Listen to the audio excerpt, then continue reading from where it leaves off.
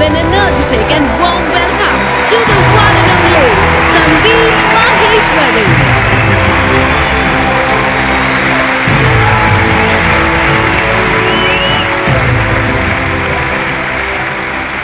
Good morning, everybody! एक छोटी सी request है, एक्सक्यूज मी, आप लोग जो आगे बैठे हुए हैं, स्टेज पे ना लाइट बहुत ज्यादा है, जिसकी वजह से मुझे पीछे तक दिख नहीं रहा है, तो आप एक बार चेक करके बताएंगे पूरा स्टेडियम खाली पड़ा है क्या?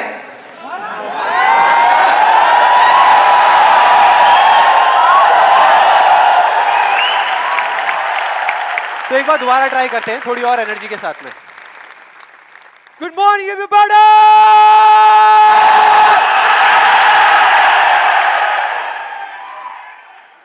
अब कुछ मजा आया.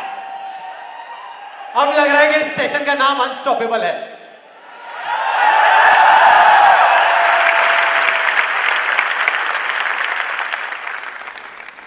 ओके, अब बात करते हैं मेरी. मैं इतना एक्साइटेड क्यों हो रहा हूं? देखो, बहुत सिंपल है. अपने हर सेशन से पहले 15 से 20 मिनट के लिए मैं अपनी आंखें बंद कर लेता हूं. और जब माइंड पूरे तरीके से ब्लैंक हो जाता है, जब माइंड में कोई थॉट्स नहीं होते, तो अपने आप से एक क्वेश्चन करता हूं कि अगर ये दिन मेरी ज़िंदगी का आखिरी दिन हो और मुझे किसी तरीके से पता चल जाए कि मैं कल सुबह नहीं उठने वाला, तो मैं आज क्या करूँगा? ये मेरा क्वेश्चन होता है. और उसके सिर्फ 2 ऑप्शंस होते हैं मेरे पास में, 2 जवाब होते हैं और मैं दूसरे ऑप्शन को चुनता हूँ. पहला ऑप्शन कि कल जो होने वाला है उसको सोच सोच करके मैं रोता रहूं और परेशान हो जाऊं. दूसरा ऑप्शन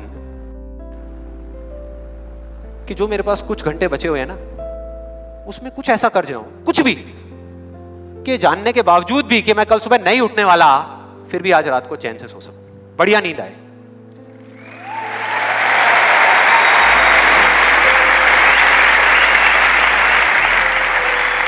और इसीलिए आज यहां पर जो कुछ भी होने वाला है, जो कुछ भी, वो मेरे लिए सिर्फ एक सेशन नहीं है.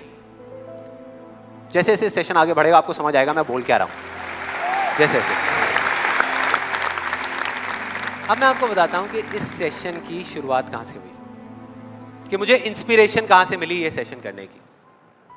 आज से 3 महीने पहले मेरे नाम से एक कुरियर आया ऑफिस में और उस एनवेलप पे लिखा हुआ था the first life changing seminar of Sandeep Maheshwari. तो जब मैंने उसको देखा तो मुझे लगा किसी ने मजाक किया है, क्योंकि मुझे अच्छे तरीके से याद था कि जो मेरा फर्स्ट लाइफ चेंजिंग सेमिनार हुआ था वहाँ पे सिर्फ 20-25 लोग बैठे हुए थे एक छोटे से कमरे में और किसी के हाथ में कोई कैमरा नहीं था. तो मेरे को लगा कि ऐसे ही किसी ने वो किया, लेकिन फिर पता नहीं मेरे मन में क्या आया, मैंने उस वीडियो को प्ले कर दिया. और जैसे ही मैंने वो वीडियो देखनी शुरू करी तो मेरे तोते उड़ गए. मैंने कहा यार, मतलब था मैं ही स्क्रीन के ऊपर, लेकिन लग मुझे ऐसा रहा था जैसे मैं किसी और को देख रहा हूँ. और देखता रहा. जैसे ही वो वीडियो खत्म हुई, उसी टाइम मैंने ये ठान लिया, मैंने ये डिसाइड कर लिया कि अब चाहे कुछ भी हो जाए, अपनी लाइफ के इतने बड़े फेलियर को मैं अपने तक नहीं रखने वाला, इसको शेयर करूंगा पूरी दुनिया के साथ. और आप में से कुछ लोगों को याद भी होगा, मैं अपने इस एक्सपीरियंस के बारे में पहले भी आपको बता चुका हूं कि जब मैं पुणे के एक MBA कॉलेज में गया था और वहां जाकर के ब्लैंक हो गया था. याद है? कितने लोगों को याद है? याद है. तो तब मैंने आपको बताया तो था, लेकिन दिखाया नहीं था, क्योंकि मेरे पास में कुछ था ही नहीं आपको दिखाने के लिए, कोई वीडियो नहीं थी. तो आज मैं आपको दिखाने वाला हूं कि एग्जैक्टली तब क्या हुआ था. Okay, good afternoon everybody. Just call me Sandeep, don't call me sir. And just a few confessions before I start off this session. The first one is, please don't look at me like this with all these frowning faces, because that makes me nervous. And to be honest with you, this is the first time that I am speaking in front of so many people. And second thing is,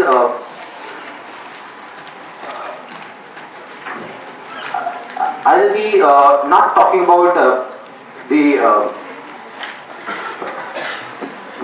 part of it. I'll actually focus more on the practical side of how I did whatever I did.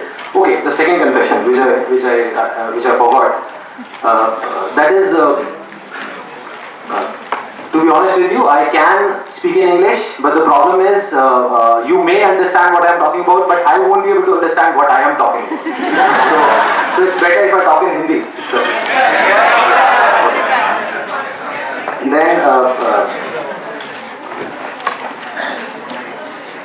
coming on to the point directly, the secret of what I feel is of my success. I started my career, I think, at the age of 13, and okay, so I'll come on Hindi. So, I'm sorry. Yeah, so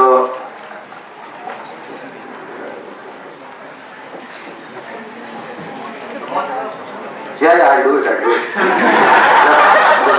The images बाजार start कर सकता हूँ तो ये भी कर सकता हूँ. So I think it's not that big a deal.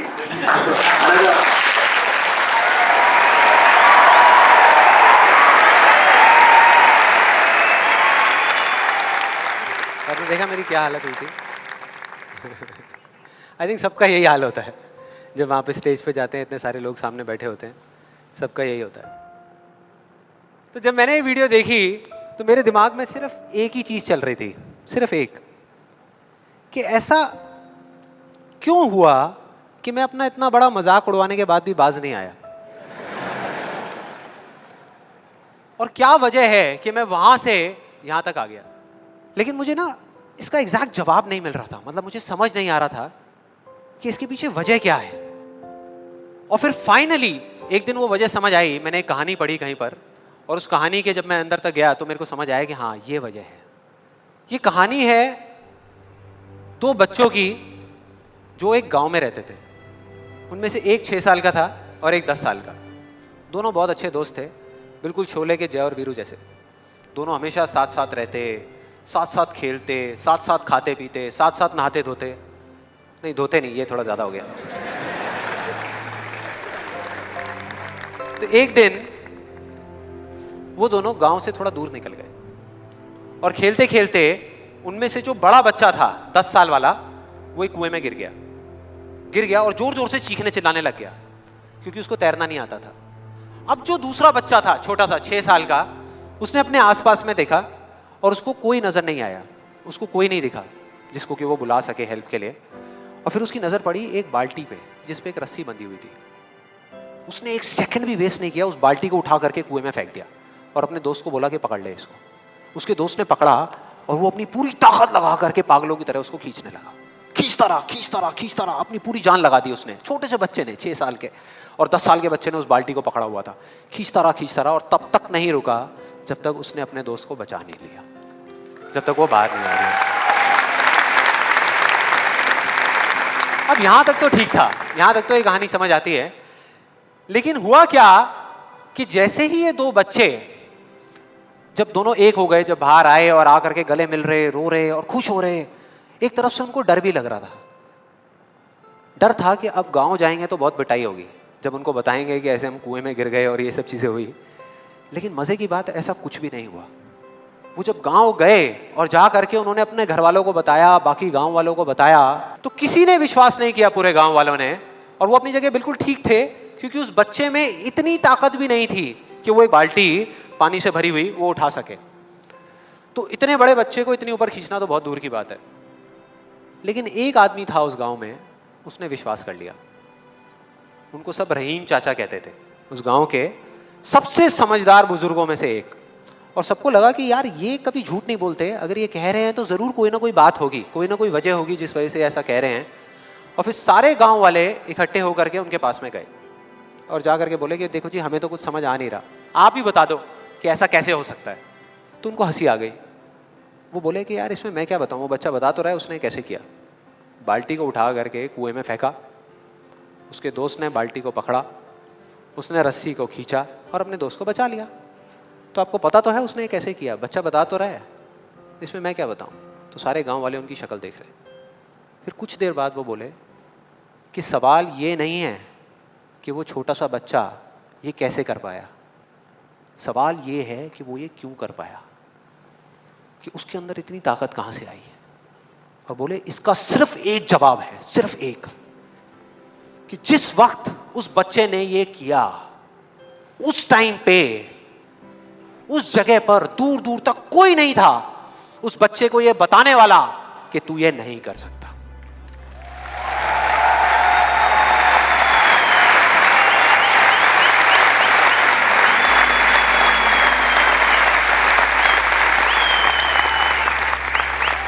बोले कोई नहीं था, कोई नहीं, यहां तक कि वो खुद भी नहीं, वो खुद भी नहीं।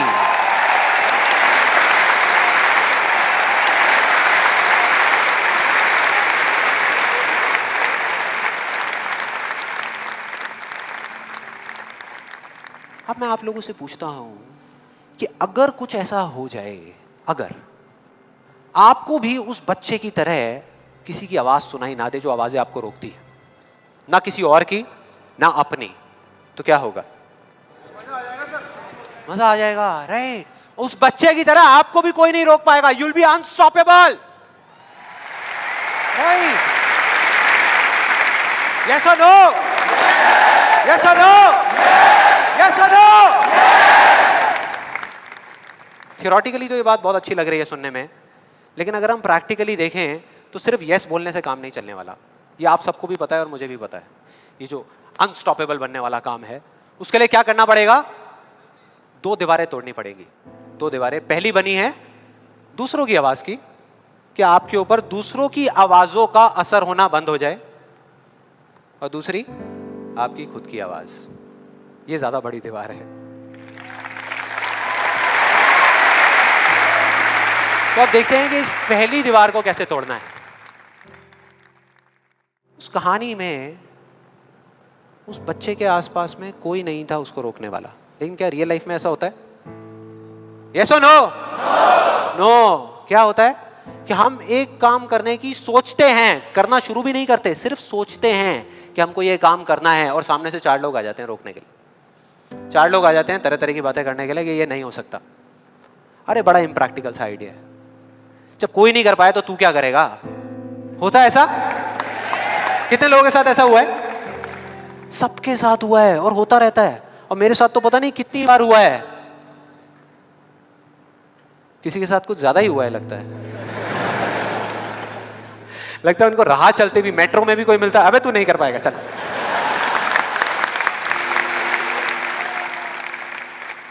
तो अब सवाल ये उठता है कि ऐसे में हम क्या करें? ऐसे में जो ऐसी बातें आपको बोल रहे हैं, ना तो आप उनका मुंह बंद कर सकते हो, ना अपने कान बंद कर सकते हो, क्योंकि वो लोग कोई राह चलते लोग नहीं होते, वो आपके अपने होते हैं। आपके अपने फ्रेंड्स हैं, रिलेटिव्स हैं, आपके घर में हैं, आपके ऑफिस में हैं। तो मैं आपको ये नहीं बोल सकता कि आप क्या करो ऐसी सिचुएशन में, लेकिन मैं ये बता सकता हूं कि मैं क्या करता था। जैसे ही कोई बोलता था मेरे को, या आज भी अगर बोलता है कि ये नहीं हो सकता या तू ये नहीं कर सकता, तो मैं ना चुप रहता हूं, ना उनसे लड़ता हूं। मैं सिर्फ एक वर्ड में उनसे एक सिंपल सा क्वेश्चन पूछता हूं, एक वर्ड में। क्यों? क्यों नहीं कर सकता? क्यों नहीं हो सकता? और जैसे ही मैं ये करता हूं उसके बाद बहुत मजा आता है। आप कभी करके देखना, बहुत मजा आएगा। 90% लोग ऐसे मिलेंगे आपको जिनके पास में इस क्यों का जवाब ही नहीं होगा। जवाब ही नहीं होगा। नहीं, वो सोच में पड़ जाते हैं। जैसे मैं पूछता ना क्यों, हाँ क्या, क्यों, ये कैसा सवाल है? तो ये है वो 90% लोग जिनके पास में कोई जवाब ही नहीं होता, या होता भी है तो वो इतना फनी होता है कि आप चाह करके भी अपने आप को हंसने से नहीं रोक पाओगे।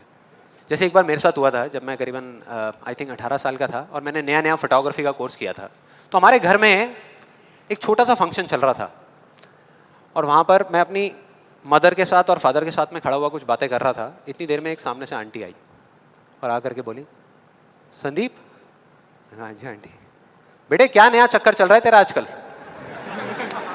मैं डर गया। मैं मन ही मन सोच रहा, मैंने कहा इनको कैसे पता लगा मेरे नए अफेयर के बारे में? और ही चला गया। फिर मैंने उनको देखा और डरते डरते उनसे मैंने कहा कि भाई आंटी जी क्या मतलब, मैं कुछ समझा नहीं, कौन सा चक्कर, क्या क्या कौन सा? तो आंटी ने बोला, कहते क्यों तू ये फोटोग्राफी नहीं कर रहा आजकल? ये फोटोग्राफी का कोर्स नहीं किया तूने? तो उन्होंने बोला, मेरी थोड़ी सी जान में जान आई। मैंने कहा अच्छा, फोटोग्राफी की बात हो रही थी। फिर उन्होंने बोला, बेटा अगर तू बुरा ना माने तो एक बात कहूँ। मैंने कहा नहीं नहीं आंटी बोलिए ना। बेटे मेरी अगर तू माने ना, तो ये जो तू फोटोग्राफी के चक्करों में पड़ा है ना, ये सब बेकार की चीज़ें हैं। इससे अच्छा ये है कि तू कोई और ढंग का काम कर ले या अपनी पढ़ाई लिखाई में ध्यान दे। मैंने वही किया जो मैं हमेशा करता था। मैंने कहा क्यों आंटी जी, आपको ऐसा क्यों लगता है कि मेरा फोटोग्राफी में कुछ नहीं हो सकता, ये फोटोग्राफी बेकार की चीज़ क्यों है? तो उन्होंने जवाब दिया कि मेरी बहन का बेटा भी गया था बॉम्बे यही सब करने के लिए जो तू कर रहा है, और उसको 4 साल हो गए धक्के खा रहा है, उसका कुछ नहीं हुआ अभी तक। मैंने फिर सुना, फिर मैंने दोबारा से वही क्यों को ले आकर के चिपका दिया। मैंने उनसे पूछा, लेकिन आंटी मेरे को कुछ समझ नहीं आया कि अगर वो कुछ नहीं कर पाया तो मैं कुछ क्यों नहीं कर पाऊंगा? सीधा सा क्वेश्चन है यार।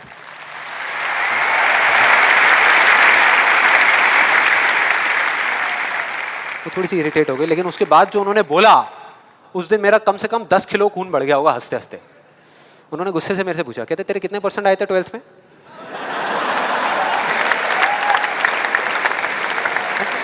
मतलब फोटोग्राफी से इसका कोई कनेक्शन नहीं है दूर दूर तक, लेकिन उनका ये सवाल था कितने % आए थे तेरे 12th में? मैंने कहा जी 85% आए थे आंटी। फिर उन्होंने एक अजीब सा एक्सप्रेशन दिया, मेरे को ऐसे देखा जैसे कि मेरे से बड़ा बेवकूफ़ इस पूरी दुनिया में कोई नहीं है, और बोली उसके 92% आए थे।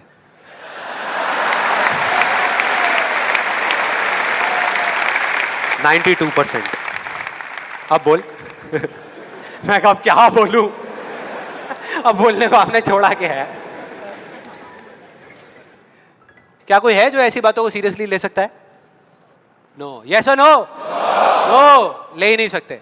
अब बचे 10% लोग जिनके पास में जवाब होता है, एक जेन्युइन वजह होती है। मतलब वो आपको सिर्फ ये नहीं बोलते कि आप नहीं कर सकते, वो आपको बताते हैं कि वो ऐसा क्यों बोल रहे हैं। तो मुझे जब भी कोई ऐसा मिलता है तो मैं उनके पास में जाकर के शांति से बैठता हूं, उनकी सारी बात को समझता हूं, फिर अकेले में जाकर के उस प्रॉब्लम का सॉल्यूशन निकाल लेता हूं और अपने पूरे दिल से उस इंसान को थैंक्स करता हूं। क्योंकि इनडायरेक्टली ऐसे लोग हमको हेल्प करते हैं आगे बढ़ने में। लेकिन इसका मतलब ये नहीं है कि उन 10% लोगों की बातों को मैं ज्यादा सीरियसली लेता हूं, या अगर मेरे को उसका जवाब नहीं मिलता तो मैं रुक जाता हूं। क्योंकि जवाब नहीं है इसका मतलब ये नहीं कि हम चलना बंद करते हैं। फॉर एग्जाम्पल, अगर हम अपने घर से ये सोच करके निकले हैं कि जब सारी लाइट्स ग्रीन हो जाएंगी तब मैं अपने घर से निकलूंगा, तो निकल पाएंगे कभी? कोई भी ऐसा कुछ आपको बोलता है आकर के कि आप ये नहीं कर सकते, तो समझ लेना कि वो बोल तो आपको रहा है, लेकिन उसका इशारा आपकी तरफ नहीं है। वो बस इतना सा कहना चाहता है क्योंकि मैं इस काम को नहीं कर सकता।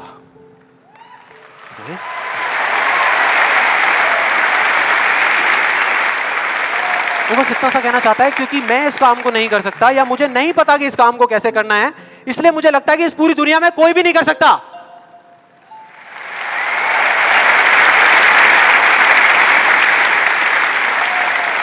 आप में से कितने लोगों ने कहावत सुनी है कि किसी पे जुल्म करना पाप है, लेकिन जुल्म सहना उससे भी बड़ा पाप है? कितने लोगों ने सुनी है? ऑलमोस्ट सबने सुनी है। बिल्कुल इसी तरह से कोई इंसान अगर जिंदगी में कुछ करना चाहता है ना, या कुछ बनना चाहता है, तो उसको जा करके ये बोलना कि तू ये नहीं कर सकता, उसकी हिम्मत को तोड़ना, उसकी उम्मीद को तोड़ना एक बहुत बड़ा पाप है।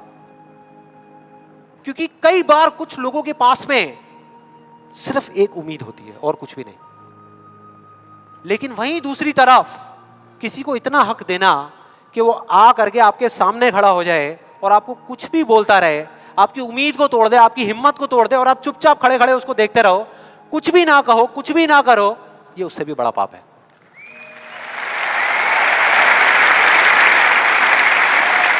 मतलब सिंपल है, ना हमें चुप रहना है, ना किसी से लड़ना है, सिर्फ सवाल करना है क्यों, और फिर देखो उनके कैसे पत्ते खुलते हैं, फिर मजा आएगा।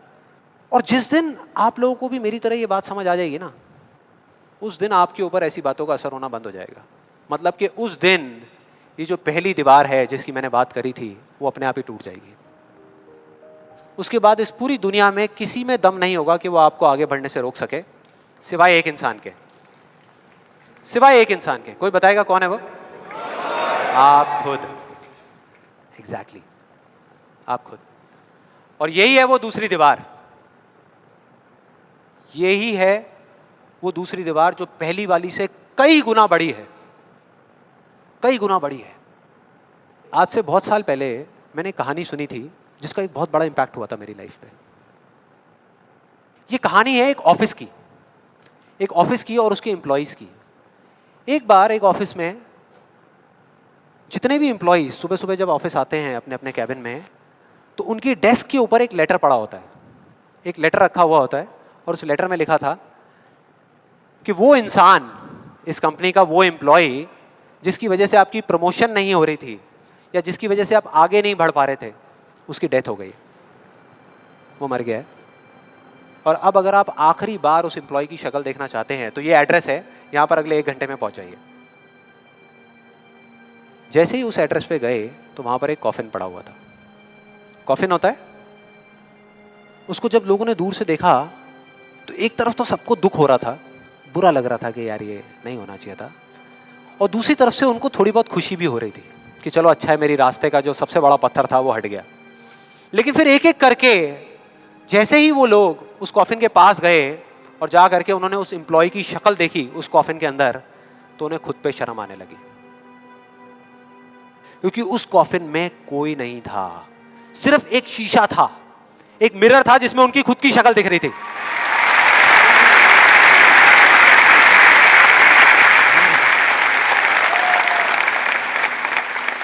हम सब भी तो यही करते हैं अपनी लाइफ में कि सारा ब्लेम उठा करके किसी सिचुएशन पे डाल दिया, किसी और इंसान पे डाल दिया, सब जगह डाल दिया सिवाय एक इंसान के, खुद पे। यहां पर कितने लोग इस बात को मानते हैं जो मैंने अभी अभी कही कि आपके रास्ते का सबसे बड़ा पत्थर और कोई नहीं, आप खुद ही हो? कितने लोग मानते हैं? सब लोग मानते हैं। लेकिन एक चीज और है यहां पर बहुत मजेदार, कि कोई भी इंसान, कोई भी, चाहे वो आप हो, चाहे मैं हूं, चाहे कोई भी है, वो जान करके अपने रास्ते का पत्थर क्यों बनेगा? अपना ही नुकसान क्यों करेगा? अपना ही दुश्मन क्यों बनेगा? फॉर एग्जाम्पल, अगर अभी मैं यहाँ पर थोड़ी सी लकड़ियाँ इकट्ठी करके आग लगा दूँ और आप लोगों से रिक्वेस्ट करूँ कि यार प्लीज़ मेरी खातिर 5 मिनट के लिए आ करके इस आग में जल जाओ, 5 मिनट के लिए, कुछ नहीं होगा, मैं गारंटी दे रहा हूँ, आपको बिल्कुल भी दर्द नहीं होगा, बहुत मज़ा आएगा। कितने लोग तैयार हैं यहाँ पर आने के लिए? कितने लोग तैयार हैं? हाँ, जो 1-2 लोग हाथ ऊपर उठा रहे हैं ना, उनको लग रहा है कि मैं भुट्टा सेकने की बात कर रहा हूँ। भाई साहब, आपको सेकने की बात हो रही है उस आग में। कोई नहीं आएगा, कोई नहीं आएगा। क्यों?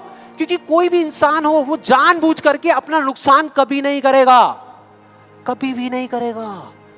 तो ये सवाल मेरे को पिछले कई महीनों से तंग कर रहा था, अंदर ही अंदर खा रहा था कि क्या फर्क होता है उन लोगों में जो जाने अनजाने अपने खुद के सबसे अच्छे दोस्त होते हैं और उनमें जो जाने अनजाने खुद के ही सबसे बड़े दुश्मन होते हैं। और फाइनली पिछले महीने मेरे को जवाब मिल गया, सब कुछ समझ आ गया कि क्या फ़र्क है। मैं रोज़ की तरह अपने घर के पास वाले एक पार्क में वॉक कर रहा था और एकदम से ही बहुत तेज़ बारिश शुरू हो गई, बारिश होने लगी एकदम तेज़। तो मैंने इमीडिएटली अपने हाथ ऐसे रखे ताकि मेरे चश्मे पे पानी ना आए और जा करके सीधा एक शेड के नीचे चला गया। उसके कुछ सेकंड्स के अंदर अंदर उस शेड के नीचे और भी बहुत सारे लोग इकट्ठे हो गए। लोग तरह तरह की बातें कर रहे थे, मैं अपने आसपास में सुन रहा था। लेकिन मैंने एक चीज़ नोट करी कि ज़्यादातर लोग, उनका ध्यान बारिश की तरफ नहीं था, बारिश की वजह से होने वाली जो प्रॉब्लम्स थी उसकी तरफ था। जैसे मेरे यहाँ पे थोड़ा सा आगे जा करके 2 लड़के खड़े हुए थे, वो आपस में बात कर रहे थे कि भाई आज ट्रैफिक का बड़ा बुरा हाल होने वाला है, बारिश इतनी तेज़ हो रही है। तो वो इस तरीके की बातें कर रहे। एक वहाँ पे अंकल जी थे पीछे, वाइफ को बोल रहे थे कि भाई मैंने तेरे को पहले ही कहा था कि छाता रख ले, छाता रख ले, अब देख मैं ऑफिस के लिए लेट हो जाऊँगा। तो इस तरह की बातें हो रही थी, तरह तरह की। तभी मैंने एकदम से देखा कि सामने से, मतलब मैं यहाँ खड़ा हुआ था, मेरे यहाँ पे एक लड़का खड़ा हुआ था, मुझे अभी भी एग्जैक्ट याद है। वो लड़का इनफैक्ट वो काफ़ी बड़ा कैरेक्टर था, बहुत सीरियस, मतलब बहुत टेंशन में था वो। हुआ क्या था, उसकी जेब में एक नोट पड़ा हुआ था जो गीला हो गया था, 20 रुपए का। तो वो उसको हिला हिला करके सुखाई जा रहा है, उसको फूंक मार रहा और ये सब चीज़ें। तो मैं पहले, मेरा ध्यान उसकी तरफ था, फिर मैंने जैसे ही उधर देखा तो उधर से एक आदमी आ रहा था शेड की तरफ। उसका भी एक हाथ ऐसे था, लेकिन दूसरे हाथ से उसने अपनी बच्ची का हाथ पकड़ा हुआ था, छोटी सी बच्ची, 4-5 साल की, बड़ी प्यारी बच्ची। फर्क ये था कि उस बच्ची का हाथ ऐसे नहीं था, उसका हाथ ऐसे था, ऐसे था। और वो बच्ची बड़ी प्यारी प्यारी हरकतें कर रही थी। मैंने देखा वहाँ से, ऐसे उसका हाथ था, बार बार उस पर पानी की बूंदें गिर रही, वो इकट्ठा कर रही और पी रही, इकट्ठा कर रही और पी रही, इकट्ठा कर रही और पी रही। तो जैसे ही वो शेड के पास आए, मैं थोड़ा सा साइड हो गया। तो इधर वो मेरे नोट सुखाने की मशीन थी, इधर मैं सोच रहा था अपने भी नोट निकाल के दे दूं, भाई ये भी सुखा दे।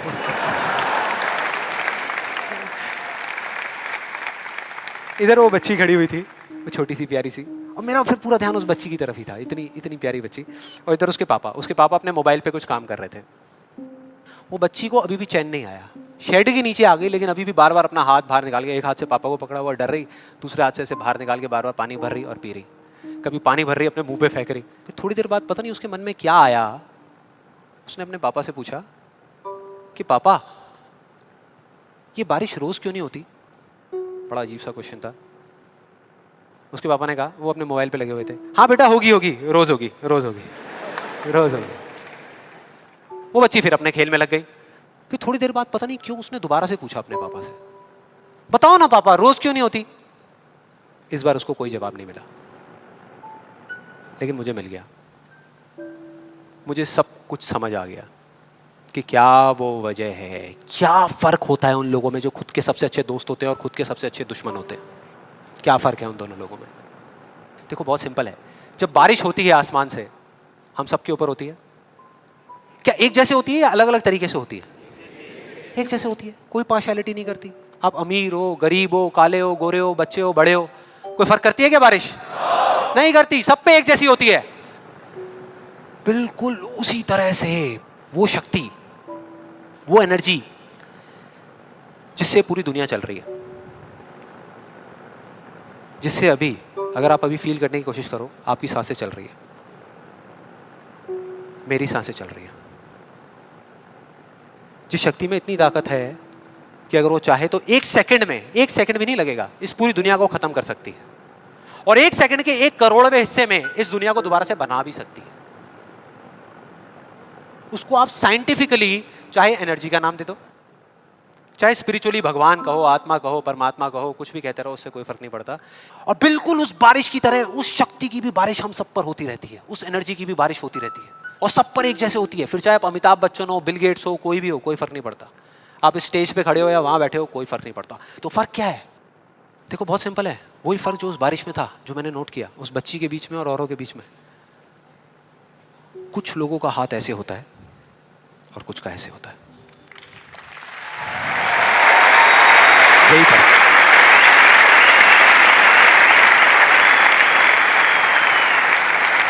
जिनका ऐसे होता है वो बारिश उन पर होती तो है, लेकिन छू करके बह जाती है, चली जाती है, उनके अंदर तक नहीं जा पाती, अपना काम नहीं कर पाती।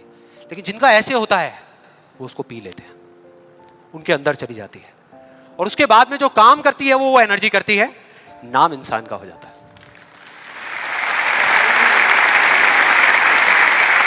नाम हो जाता है कि वो कर रहा है, वो कर रहा है, वो कर रहा है। अरे कौन कर रहा है? वही एनर्जी पीछे से काम कर रही है। हम क्या कर सकते हैं? अगर मैं आपको कहूं कि हमारी बॉडी के जितने भी फंक्शंस हैं, उसमें से 99% फंक्शन से ज्यादा ऐसे हैं, डाइजेशन से लेकर के, ब्रीदिंग से लेकर के, ये सारी चीजें जो हम कंट्रोल नहीं करते, जो हमारे कंट्रोल में है ही नहीं। 1% चीजें हम कंट्रोल करते हैं और 100% क्रेडिट ले जाते हैं। और अब मजे की बात पता है क्या है? सबसे मजेदार बात कि यहां पर हम जितने भी लोग बैठे हुए हैं ना, हम सबको पता है कि अगर हमारे हाथ अभी ऐसे हैं तो ऐसे कैसे लाने हैं, क्योंकि बचपन में हम सबके बाय डिफॉल्ट हाथ ऐसे ही थे, सबके। फिर धीरे धीरे कुछ लोगों के यहाँ चले गए, कुछ के यहीं रह गए। जिनके यहाँ रह गए उनको हम सक्सेसफुल बोलते हैं, जिनके यहाँ चले गए उनको हम फेलियर्स बोलते हैं, अलग अलग फील्ड्स में। तो कोई बताएगा कि ऐसा क्या था जो बचपन में हम एक दिन में हजारों बार करते थे और अब हजारों दिनों में एक बार भी नहीं करते? याद करो वो बच्ची क्या कर रही थी उस पार्क में, बार बार क्या कर रही थी? एग्जैक्टली क्वेश्चन पूछ रही थी, मतलब के सवाल कर रही थी। Let's give a big hand for her.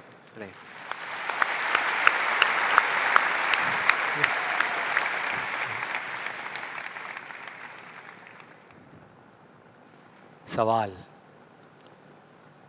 ऐसा क्यों होता है? हम ऐसा क्यों करते हैं? बताओ ना पापा, हम ऐसा क्यों करते हैं? कोई जवाब नहीं मिला, हमने सवाल पूछने बंद कर दिया। आज हमारे पास में टाइम ही नहीं है, कि एक दिन में कुछ सेकंड्स के लिए रुक करके हम अपने आप से पूछें कि भाई जो मैं कर रहा हूं वो कर क्यों रहा हूं? पता ही नहीं है, ध्यान ही नहीं है उस तरफ। और जब तक उस तरफ ध्यान नहीं होगा कुछ नहीं होगा। और सिर्फ उस पर विश्वास मत करो जो मैं बोल रहा हूं, हिस्ट्री को उठा करके देख लो। कोई भी इंसान किसी भी फील्ड में अगर सक्सेसफुल हुआ है तो उसमें और बाकी लोगों में क्या फर्क था? क्या वो दूसरों से ज्यादा इंटेलिजेंट था? क्या उनके पास दूसरों से ज्यादा जवाब होते हैं? यस और नो? नो। उनके पास में दूसरों से ज्यादा अच्छे सवाल होते हैं। हर चीज में एक ही सवाल कि अगर ये दुनिया ऐसी है तो ऐसी क्यों है, और क्यों मैं इस दुनिया को बदल नहीं सकता? अगर पूरी दुनिया मुझे ये कहती है, मेरे घर वाले मुझे कहते हैं कि मेरी तो किस्मत ही खराब है, मेरी हाथ की लकीरों में ही कमी है, तो क्यों मैं अपनी हाथ की लकीरों को नहीं बदल सकता? हर चीज में एक ही सवाल।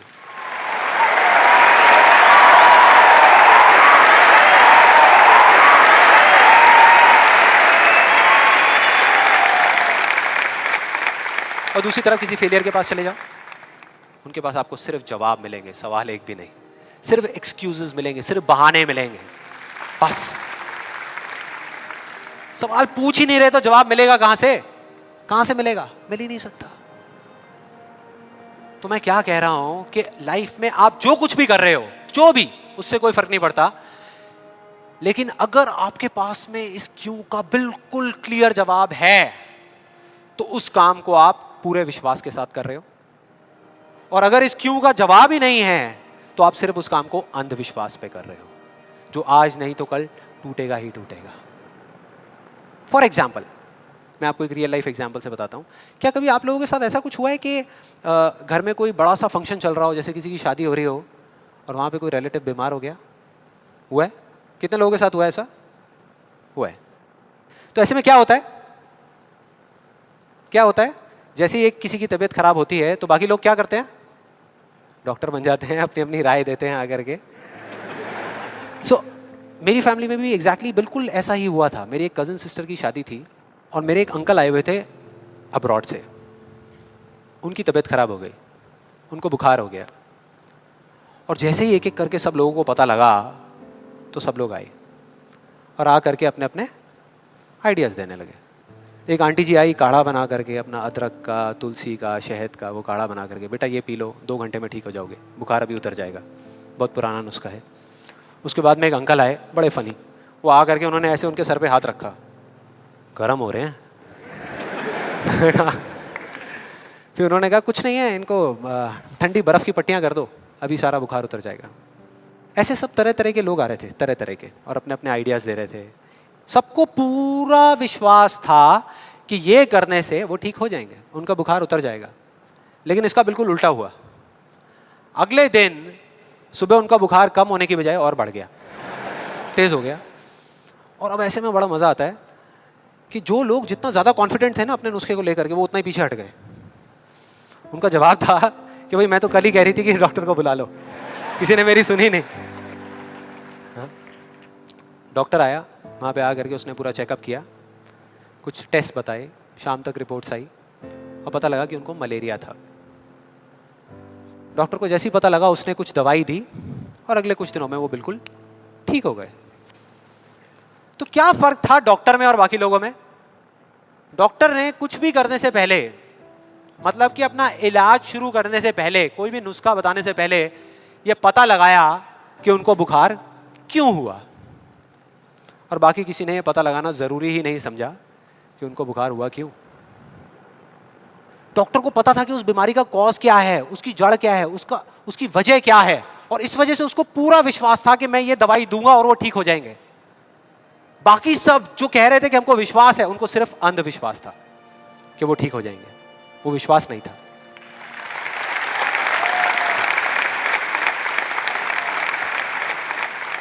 इन दोनों के बीच में ना इतना एक बिल्कुल पतली सी लाइन का फर्क होता है, विश्वास में और अंधविश्वास में, जिस वजह से बहुत बार हम अपने अंधविश्वास को विश्वास का नाम दे देते हैं।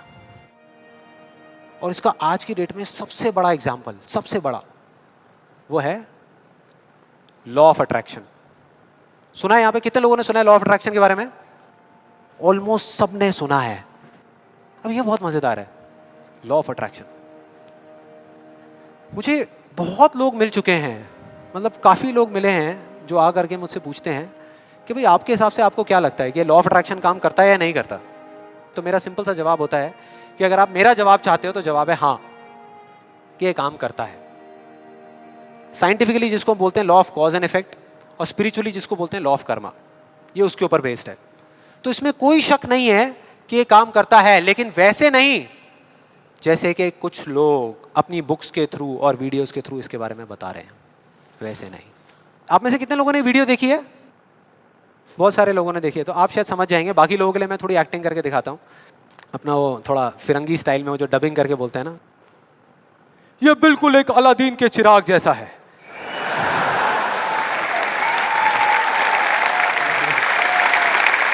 बिल्कुल ऐसा लगता है किसी चमत्कारी बाबा की बात हो रही है कि वो आशीर्वाद रखेंगे और काम हो जाएगा 1 सेकंड में। बिल्कुल ऐसा लग रहा है सुनने में। ये बिल्कुल एक अलादीन के चिराग जैसा है, आपको सिर्फ हुक्म देना है कि आप क्या चाहते हैं। आपको बंगला चाहिए, आपको गाड़ी चाहिए, आपको पैसा चाहिए, आपको सिर्फ बताना है कि आपको क्या चाहिए, फिर देखिए क्या होगा। ये प्रकृति आपके सुर से सुर मिलाएगी, ताल से ताल मिलाएगी।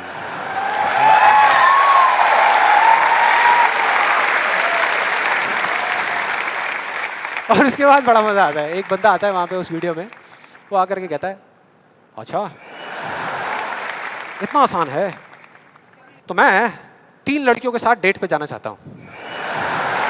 3 लड़कियों के साथ। और उसको बोलते हैं, उसको जवाब मिलता है उस लॉ ऑफ अट्रैक्शन वाले लोगों से, आपको कुछ भी नहीं करना, आपको सिर्फ एक पेंटिंग बनानी है। अपनी एक पेंटिंग बनाइए जिसमें आप बैठे हैं और साथ में 3 लड़कियां बैठी है, और फिर देखिए क्या होता है। वो बंदा पेंटिंग बनाता है। उसके कुछ दिन बाद किसी चमत्कार की वजह से वो लड़का एक पार्क में बैठा होता है, उसके आसपास में 3 लड़कियां बैठी होती हैं, और उसमें से एक लड़की उसको अंगूर खिला रही होती है। भाई क्या है ये? क्या है ये? अगर मजाक नहीं है तो आप में से कितने लोगों ने ये ट्राई किया? मैं लॉ ऑफ अट्रैक्शन की बात कर रहा हूं, 3 लड़कियों के साथ डेट पे जाने की बात नहीं कर रहा। ऐसे पता नहीं कितने एग्जाम्पल्स हैं उस बुक में, उस वीडियोस में। एक सबसे फनी एग्जाम्पल जो बहुत लोग ट्राई कर रहे हैं, आई एम श्योर यहाँ पे भी बहुत लोगों ने ट्राई किया होगा, कार पार्किंग का। उसमें एक आदमी बोलता है, मैं जब अपने घर से निकलता हूँ तो मैं सोचता हूँ कि वो गाड़ी की जो पार्किंग है वो मेरे लिए खाली पड़ी होगी, और मैं जैसे ही जाता हूँ वो पार्किंग मेरे लिए खाली पड़ी होती है, और मैं जा करके अपनी गाड़ी लगा देता हूँ। क्या कमाल है यार। देखो कई बार मुझे 1-2 मिनट वेट भी करना पड़ता है, लेकिन फिर वो जगह अपने आप मेरे लिए खाली हो जाती है। मैं क्या करता हूँ, मैं सिर्फ सोचता हूँ वो जगह मेरे लिए खाली। कमाल है यार। हाँ, बढ़िया लग रहा है ना सुनने में, अच्छा लगता है। ये सारी बातें सबको अच्छी लगती है, किसको नहीं लगेंगी? सच बताओ, मुझे भी अच्छी लगेंगी सुनने में, बुरी किसको लगेगी? कि सोचना शुरू कर दो और गाड़ियों की पार्किंग मिलनी शुरू हो जाएगी। ये आई एम श्योर बहुत लोगों ने ट्राई किया होगा। कितने लोगों ने ट्राई किया है? आपके हिसाब से काम करता है ये? अच्छा, एक सवाल है, हमेशा करता है या कभी कभी करता है? कभी कभी करता है। लेकिन फिर वो एक लॉ कैसे हुआ? लॉ उसे कहते हैं जो एक ही कंडीशन में अगर सेम कॉज हो तो उसका सेम इफेक्ट आना चाहिए, उसको लॉ कहते हैं। सिंपल है भैया। अगर कंडीशन सेम है, आप एक ही जमीन पे 2 बीज बोओगे आम के, तो दोनों आम के पेड़ ही बनेंगे, एक एप्पल का पेड़ नहीं बन सकता। सीधा सा फंडा है। तो इसका मतलब कहीं ना कहीं कुछ कंफ्यूजन है, कुछ गड़बड़ है।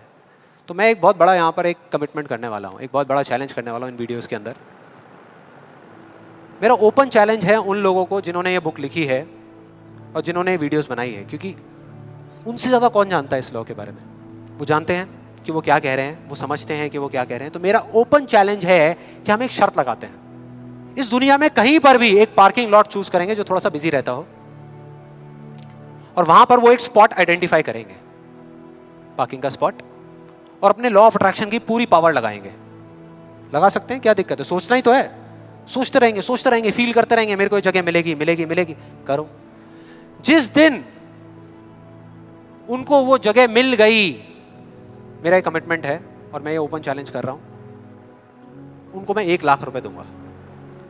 और जिस दिन नहीं मिली, उन्हें मुझे सिर्फ 10,000 रुपए देने हैं, सिर्फ 10,000 रुपए। मतलब 1 का 10। कुछ लोगों का दिमाग चलना शुरू हो गया, अबे ये बढ़िया यार, मैं जा रहा हूं। मैं आ रहा हूँ इस चैलेंज के लिए। कितने लोगों को लगता है कि वो आएंगे, इस चैलेंज को एक्सेप्ट करेंगे? कितने लोगों को लगता है नहीं आएंगे? वो नहीं आएंगे, वो आ ही नहीं सकते, क्योंकि उन्हें भी पता है कि सच क्या है और झूठ क्या है। वो सब अच्छे तरीके से इस बात को जानते हैं, क्योंकि मैं जिस लॉ के बेसिस पे बात कर रहा हूं, मैं कोई थियोरेटिकल कॉन्सेप्चुअल बात नहीं कर रहा, मैं बात कर रहा हूं लॉ ऑफ प्रोबेबिलिटी के बेस पे, जिसके बेस पे इस दुनिया के सारे कैसीनोस चल रहे हैं। एक बिजी पार्किंग है 100 गाड़ियों की, उनको उस स्पॉट पे पार्किंग मिलने की प्रोबेबिलिटी क्या है? 1:100 एग्जैक्टली, 1%। उनको नहीं मिलने की क्या है? 99:100। मतलब यहां पर एक बहुत बड़ा मैसेज है, जरूरी नहीं है जो बातें सुनने में अच्छी लग रही है वो एक्चुअल में अच्छी हो। यहां किसी ने बैंक लोन लिया हुआ है? किसी ने कोई बैंक लोन लिया हुआ है? हाँ, तो जो आपने बैंक लोन लिया हुआ है, आपकी मंथली EMI जाती होंगी बैंक को, इंस्टॉलमेंट जाती होंगी, जाती हैं। तो अब मैं आपको 2 ऑप्शंस देने वाला हूं, 2 ऑप्शंस। आप बताना आपको सुनने में कौन सा ऑप्शन ज्यादा अच्छा लग रहा है। पहला ऑप्शन कि आप जो काम कर रहे हो उसको पूरा दिल से करो, दिन रात करो, खूब काम करके जो आप पैसा कमाते हो उससे वो इंस्टॉलमेंट्स पे कर दो। दूसरा ऑप्शन है कि आपको ये सोचना है कि बैंक अपना जो लोन है वो माफ कर देगा और अपना पैसा वापस मांगना बंद कर देगा, और रातों रात कहीं से आपके कोई दूर के अंकल आपको 25-25 हजार रुपए महीने के चेक भेजना शुरू कर देंगे। कौन सा ऑप्शन ज्यादा अच्छा लग रहा है सुनने में, पहला या दूसरा? दूसरा। यही वजह है, इसी वजह से ये सब हो रहा है। वो जो झूठ बोल रहे हैं ना, उनकी कोई गलती नहीं है, वो ही बोल रहे हैं जो लोग सुनना चाहते हैं, और वो नहीं जो सच है, क्योंकि सच बहुत कम लोग सुनना चाहते हैं। इस वजह से सारी चीजें हो रही हैं।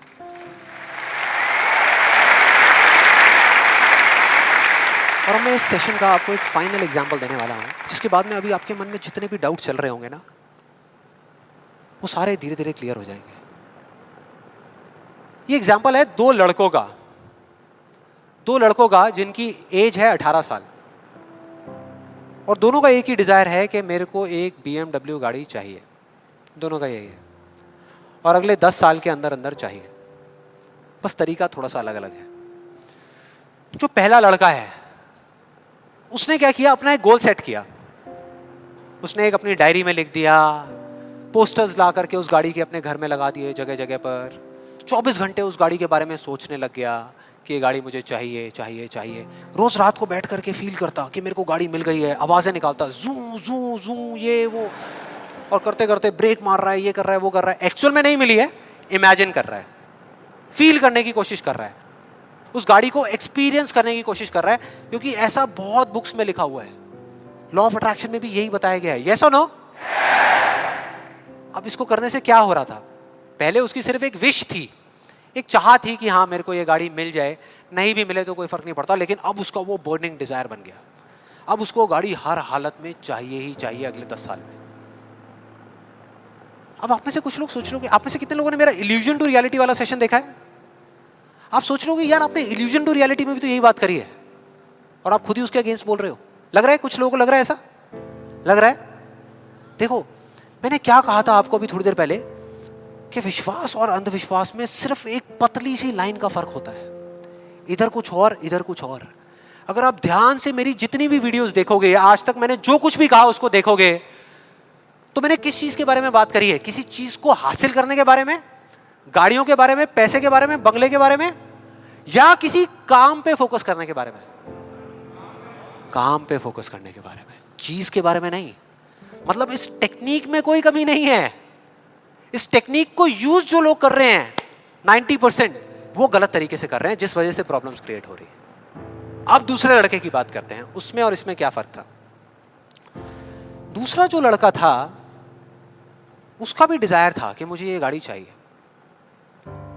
बस एक छोटा सा फर्क था। उसने एक सवाल पूछ लिया अपने आप से, उसने एक सवाल पूछ लिया अपने आप से कि मुझे ये गाड़ी क्यों चाहिए, क्यों चाहिए। अब ये काम ना बड़ा बोरिंग लगता है सुनने में कि यार क्यों चाहिए, ये सोचने की क्या जरूरत है, सीधा गाड़ी लो ना, शॉर्टकट फटाफट। लेकिन नहीं, उसने ऐसा नहीं किया, उसने गलती नहीं करी, उसने पूछ लिया। और जब हम सवाल पूछते हैं तो क्या होता है, जवाब मिलता है, जवाब मिलता है, और उसको मिल गया। जवाब ये था कि मैं ये गाड़ी इसलिए चाहता हूँ क्योंकि मैं अपने फ्रेंड्स को, अपने रिलेटिव्स को, इस पूरी दुनिया को ये प्रूव करना चाहता हूँ कि मैं भी सक्सेसफुल हो सकता हूँ।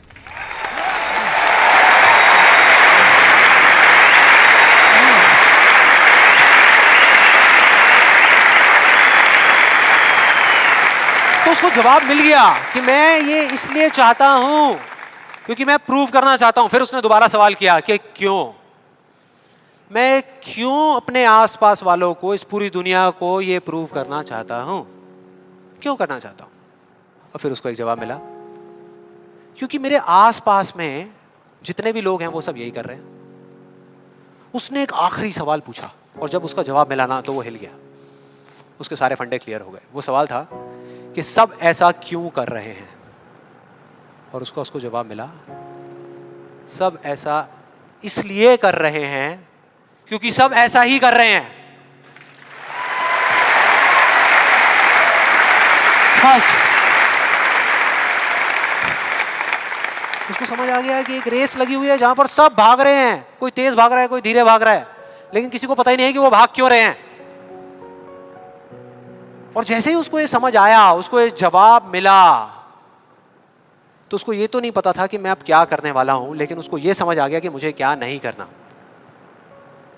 उसने डिसाइड कर लिया उसी टाइम, उसी मोमेंट में ये डिसाइड कर लिया कि मुझे नहीं बनना इस रैट रेस का हिस्सा, मुझे नहीं प्रूव करना किसी को कुछ भी, मुझे नहीं चाहिए कोई गाड़ी वाड़ी।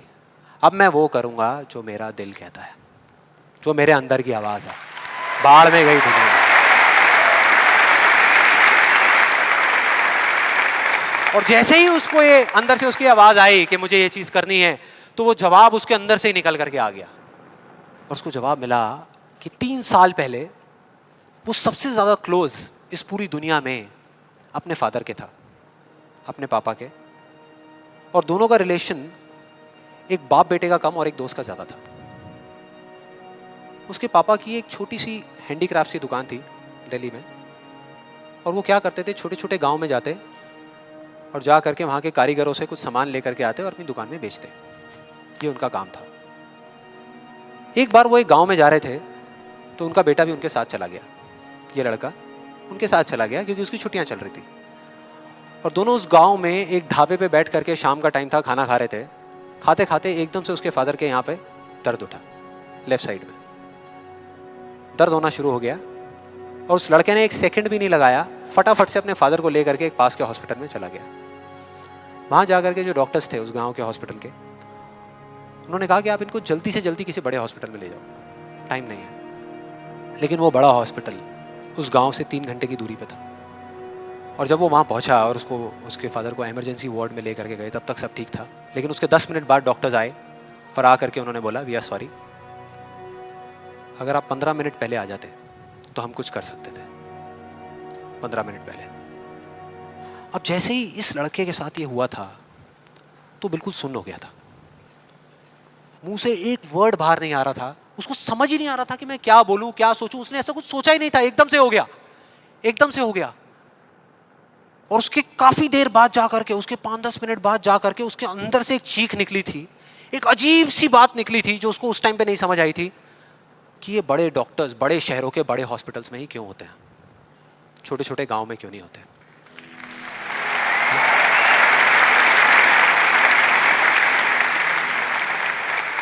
उस टाइम उसको नहीं समझ आया, आज समझ आ गया।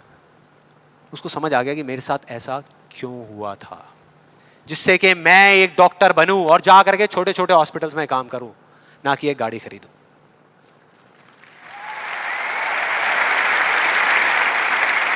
और इस एक सवाल ने, एक वर्ड के सवाल ने, क्यों ने, उसकी पूरी पूरी लाइफ का डायरेक्शन ही चेंज कर दिया।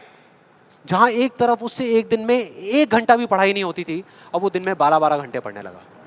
उसके कुछ साल बाद वो एक हार्ट सर्जन बन गया और जा करके कुछ बड़े हॉस्पिटल्स में बड़े डॉक्टर्स को असिस्ट करने के बाद में छोटे छोटे गांव में चला गया। ये थी उस दूसरे लड़के की कहानी।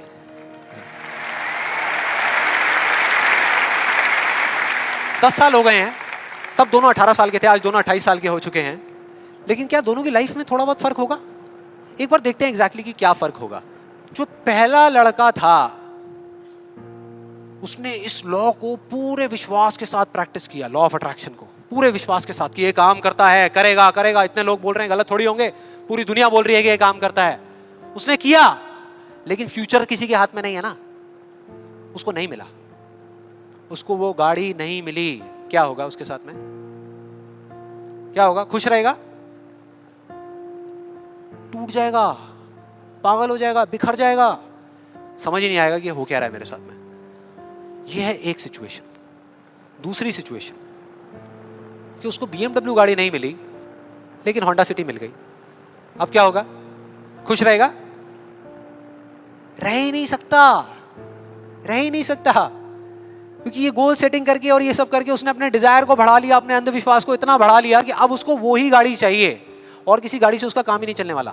जबकि अगर दूसरे एंगल से देखा जाए तो एक 28 साल के लड़के के लिए जो मिडिल क्लास बैकग्राउंड से बिलोंग करता है, अपने पैसों की होंडा सिटी गाड़ी खरीदना भी बहुत बड़ी बात होती है, राइट? बहुत बड़ी बात होती है। अब तीसरी सिचुएशन ये बहुत इंटरेस्टिंग है। मान लो 10 साल में एक चमत्कार हुआ, उसने कई तरह के काम करे और उसको BMW गाड़ी मिल गई। अब क्या होगा? खुश रहेगा? सेटिस्फाइड हो जाएगा अपनी लाइफ से, बैठ जाएगा आराम से, हाँ, मिल गई, यही तो चाहिए था, मिल गया, हो गया काम, लाइफ बढ़िया हो जाएगी उसकी। उसका लालच और बढ़ जाएगा, उसका अंधविश्वास और बढ़ जाएगा। वो कहेगा कि अगर इस लॉ ऑफ अट्रैक्शन को प्रैक्टिस करके मुझे 10 साल में ये गाड़ी मिल सकती है तो अगले 5 साल में कितना बड़ा घर क्यों नहीं मिल सकता? यस और नो? मतलब कि उसको सब कुछ मिल चुका होगा लेकिन वो उसको छोड़ करके फ्यूचर के अंदर किसी और चीज को पकड़ लेगा। सब कुछ होने के बाद भी वो फ्यूचर में जिएगा और उसकी हालत बिल्कुल एक ऐसे खरगोश के जैसी हो जाएगी जिसके सर के सामने किसी ने डंडा लगा करके गाजर को टांग दिया। इमेजिन करो कैसा होगा वो खरगोश, जो उस गाजर को देख तो सकता है, बिल्कुल उसकी आंखों के सामने है, उसको खाने के लिए भाग भी सकता है लेकिन कभी खा नहीं सकता, मरते दम तक सिर्फ भाग सकता है, खा नहीं सकता। क्योंकि उसकी जो खुशी है वो उस काम में नहीं है जो वो काम कर रहा है, किसी चीज में है, बाहर है, उसके अंदर नहीं है। अब देखते हैं दूसरे लड़के को। ये बहुत इंटरेस्टिंग है कि इस दूसरे लड़के का क्या होगा। 10 साल हो गए, वो छोटे छोटे गांव में जा करके अपना काम कर रहा है और पहली सिचुएशन, उसको गाड़ी नहीं मिली। BMW गाड़ी उसको चाहिए थी 10 साल पहले लेकिन आज नहीं मिली, तो क्या होगा? क्या होगा? खुश रहेगा। उसकी खुशी किसी गाड़ी में नहीं है, किसी चीज में नहीं है, उसके काम में है। कल जो मिलने वाला है उसमें नहीं है, आज जो वो कर रहा है उसमें है।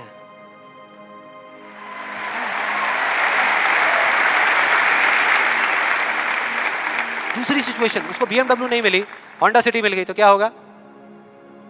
तो भी खुश रहेगा, बहुत खुश रहेगा, एब्सोल्युटली। उसने मांगी नहीं थी, फिर उसको मिल गई, बहुत खुश रहेगा। उसको BMW मिल गई तो क्या होगा? खुश रहेगा। लेकिन इस वजह से नहीं कि उसको ये गाड़ी मिल गई, इस वजह से क्योंकि वो जो काम कर रहा है उसमें उसको खुशी मिल रही है। और एक सबसे बड़ा फर्क पता है क्या है यहाँ पर इन दोनों के अंदर? सबसे बड़ा फर्क अगर आप ध्यान से देखोगे, ये जो दूसरा लड़का है, अगर इसको गाड़ी मिल गई, जो डॉक्टर है, और छिन गई 1 साल बाद, तो क्या होगा? तब भी खुश रहेगा। लेकिन जो पहला है उसका क्या होगा? अरे वो सिर्फ डर में जिएगा, वो सिर्फ डर में जिएगा। जो है उसको खोने का डर, जो मैं चाहता हूं उसके ना मिलने का डर, 24 घंटे सिर्फ डर।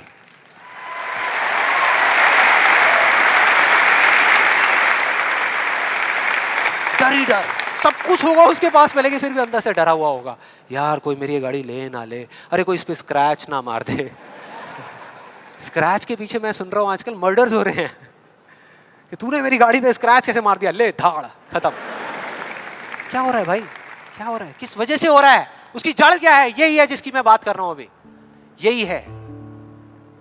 अभी तक मैंने जो कुछ भी कहा है उसको एक लाइन में अगर इन दो के बीच का फर्क आपको बताऊं तो वो ये है। पहला आदमी बोल रहा है कि इस चीज को पाने के लिए मैं कोई भी काम करने को तैयार हूं। और दूसरा बोल रहा है इस काम को करने के लिए, ये जो मैं अभी कर रहा हूं, मैं अपनी कोई भी चीज गंवाने को तैयार हूं।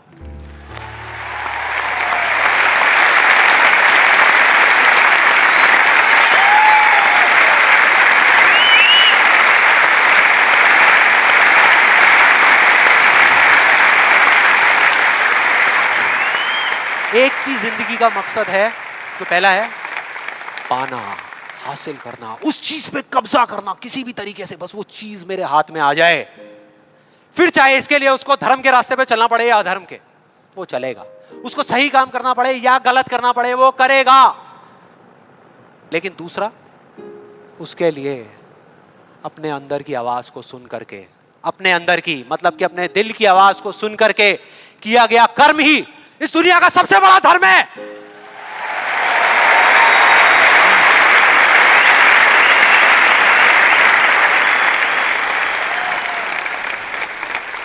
बस यही एक मकसद है उसकी जिंदगी का, अंदर की आवाज को सुनते जाओ, चलते जाओ, सुनते जाओ, चलते जाओ, जो होगा देखा जाएगा।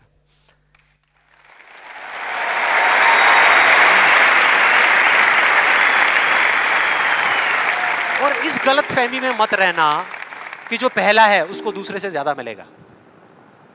ये सोचना भी मत।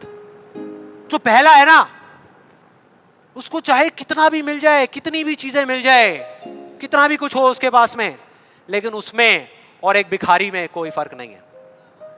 कोई फर्क नहीं है। दोनों का सिर्फ एक काम है, मांगना। मांगना। तो अगर उसको मिला भी, पहले वाले को अगर मिला भी, तो बस इतना ही मिलेगा जितना वो मांग सकता है या जहां तक वो सोच सकता है, उससे ज्यादा नहीं मिल सकता। लेकिन जो दूसरा है, उसको जिस दिन मिलना शुरू होगा ना, बिना कुछ मांगे, बिना मांगे, वो इतना होगा, इतना होगा जितना वो खुद तो क्या इस पूरी दुनिया में कोई सपने में भी नहीं सोच सकता। सपने में भी नहीं सोच सकता।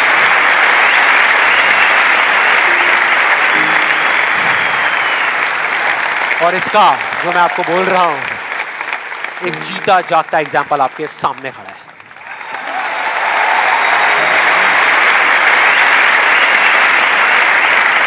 और जिस दिन आपने भी मेरी तरह इस रास्ते पे चलना शुरू कर दिया, तो वो दिन दूर नहीं है जब आपके पास सब कुछ होगा। आपके आसपास में जो आपको चाहिए उससे बहुत ज्यादा होगा, सब कुछ होगा, लेकिन फिर भी अपना कुछ भी खोने का डर नहीं होगा। चला जाए, चला जाए, चला जाए, ये जाए, वो जाए, कुछ भी जाए, कोई डर नहीं है। और ये डर नाम की दीमक है ना, जो लोगों की आंखों में दिखती है, जो अंदर ही अंदर लोगों को खोखला कर रही है, वो आपके अंदर जाना तो दूर, आपको छू भी नहीं पाएगी, छू भी नहीं पाएगी। You will be fearless। ना जीने का लालच, ना मरने का डर। जो करोगे यहां से करोगे।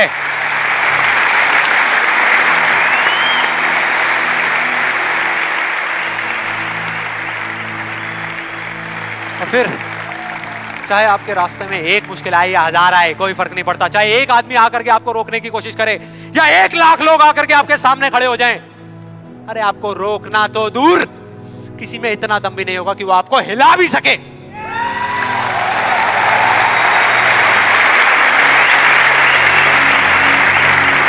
क्योंकि उस दिन आप पर खुद उसका हाथ होगा।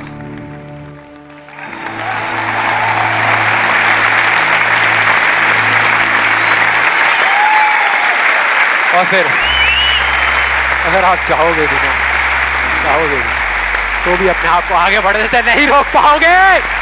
You'll be unstoppable! You will be unstoppable!